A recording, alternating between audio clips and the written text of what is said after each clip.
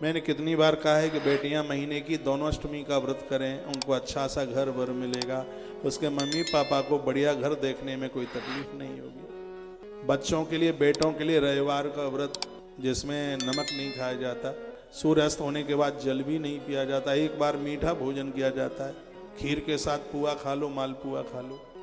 देखो कितना आनंद है। वैसे मालपुआ ना मिले, रविवार को व्रत में ही मालपुआ मिल जाएगा, खीर के संग खाने को मिल जाएगा।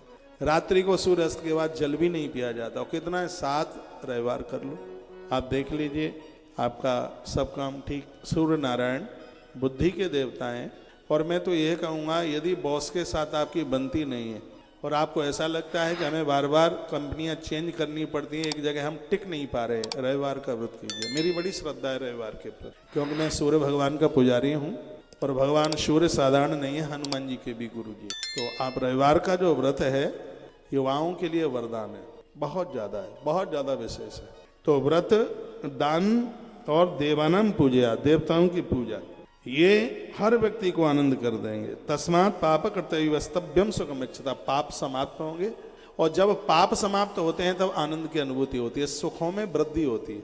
इतनी मेहनत करने के बाद भी फल नहीं मिल रहा है, मेहनत करते रहिए और अपने पुण्यों को भी बढ़ाते रहिए, क्योंकि पूर्व के जो अपराध हैं वो जैसे ही समाप्त हो जाएंगे तो आपके किए गए सदकर्म का परिणाम अभी मिल जाएगा, इसी समय मिल जाएगा, उसमें बिल्कुल भी देर लगने वाली नहीं है। बस शर्त यह है कि पूर्व का अपराध है वो पूरा समाप्त हो गया हो। अपने प्रारब्ध में होने वाले अपराधों को ही समाप्त करने के लिए हम भजन, पूजा पाठ, दान पुण्य करते हैं। इन सब चीज़ों का बहुत ज़्यादा असर होता है।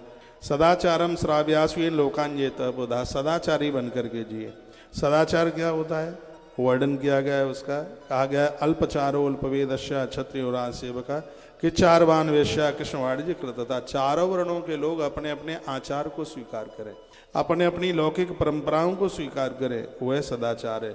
सर्वेशाविस प्राची मुख छिंदेत देव पूर्वगान, चारों वर्णों के लोग भोर में जल्दी जागे, सूर्य बाद में निकले, बिस्तर पहले जल्दी छोड़िए। अब मेरा काम है, मैं चिल्ला रहा हूँ, मुझे तो पता है कि आपको तो 9 ही बजे जगना है।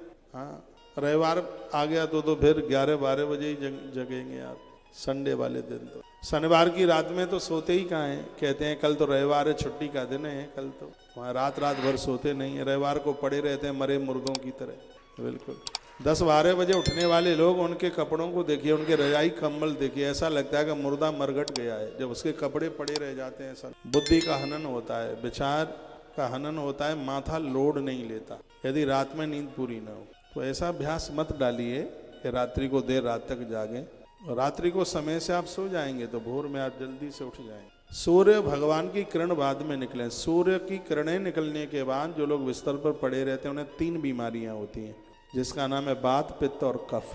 सूर्य उदित के बाद भी बिस्तर पर पड़े रहेंगे, कफ उनके कलेजे में बढ़ेगा, उनका फेफड़ा सिकुड़ जाएगा, श्वास की बीमारी हो जाएगी। तो आफत क्यों कर रहे हैं फिर? तो स्वस्थ यदि रहना है तो ये सदाचारी बन करके ही जीवन जीना। सर्वे उसे प्राची मुख चिंतित हो, पूर्व दिशा की तरफ मुख करके सूर्य भगवान के उदित होने से पहले ही जागिए और देवताओं को मानसिक प्रणाम कीजिए, धरती माता को मत्था टेकिए।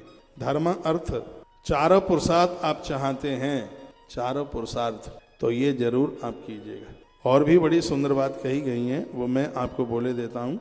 जो पूर्व की तरफ मुख करके सोते हैं ऐसे लोगों की उम्र बढ़ती, आयु बढ़ती। पूर्व दिशा की तरफ मुँह, खोपरिया पश्चिम में हो तो मुख पूरब में हो, सुबह जागे तो पूर्व की तरफ मुख हो तो आयु बढ़ती है। अग्नि कोण की तरफ मुख करके सो रहे हैं तो आप द्वेष बढ़ता है, वो ठीक नहीं है। दक्षिण की तरफ मुख करके आप उठते हैं तो वो मरणासन है, मौत भी हो जाए तो बड़ी बात नहीं, इसलिए दक्षिण की तरफ मुख करके कभी नहीं सोया जाता।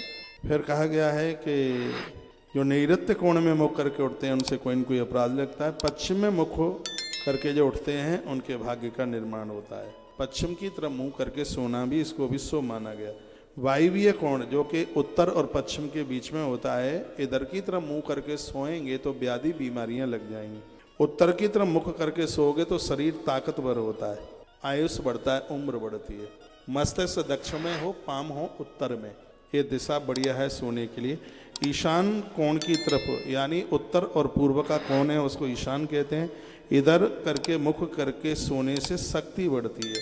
यह प्रातःकाल 8 दिशाओं में मुख करके उठने की बात कही गई है।